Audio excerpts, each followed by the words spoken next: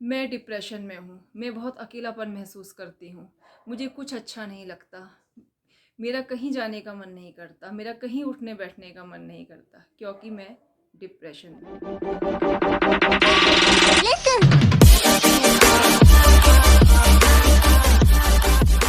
नमस्कार दोस्तों, मैं आपकी मित्र दीपिका उत्तराखंड से। कैसे हैं आप सब? आई होप अच्छे होंगे। आज मैं एक बहुत महत्वपूर्ण टॉपिक लेकर के आई हूँ।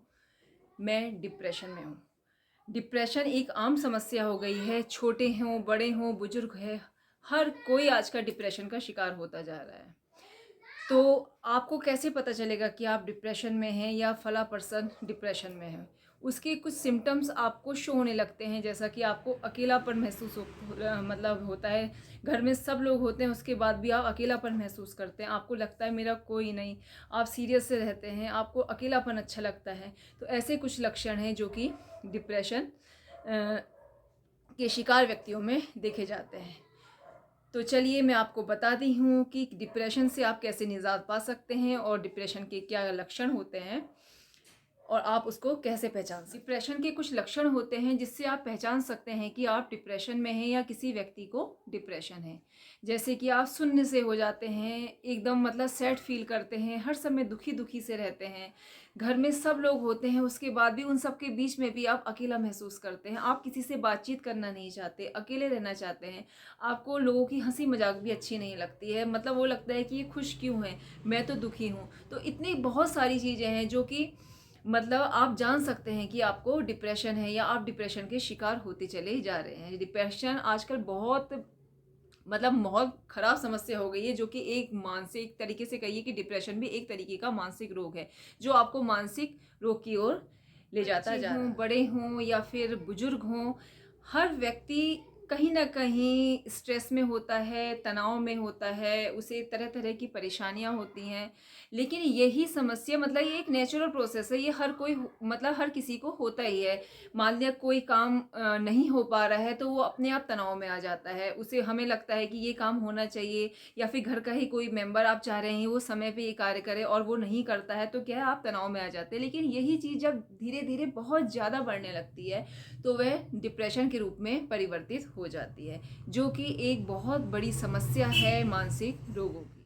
100 में से कम 5 या 6 व्यक्ति ऐसे होते ही होते हैं जो कि डिप्रेशन के शिकार हो जाते हैं। और ये प्रॉब्लम कब आती है? जब आपको कोई समस्या हो, प्रॉब्लम हो, आप किसी से शेयर नहीं कर पा रहे हो, आप अंदर ही अंदर घुटते रहते हैं। इसलिए कहा जाता है ना कि अगर आपको कोई प्रॉब्लम हो रही है तो सामने वाले से शेयर कीजिए। आप जिसको सबसे क्लोज समझते हैं अपना, उसे अपनी बात को व्यक्त कीजिए, उसे बताइए कि आपको क्या परेशानी है। आपने देखा होगा जो बड़े बुजुर्ग होते हैं या हम लोग होते हैं, अगर हमें अपना बच्चा परेशान दिखता है तो हम उससे पूछते हैं आप बताओ आपको क्या परेशानी है, हम आपकी परेशानी दूर करने की कोशिश करेंगे।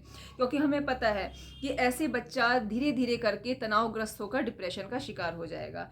इसलिए कोशिश करनी चाहिए कि अपनी समस्याओं को खुद नहीं सुलझा पा रहे हैं तो हम अपने जो सबसे करीबी है उसे अपनी समस्या बताएं।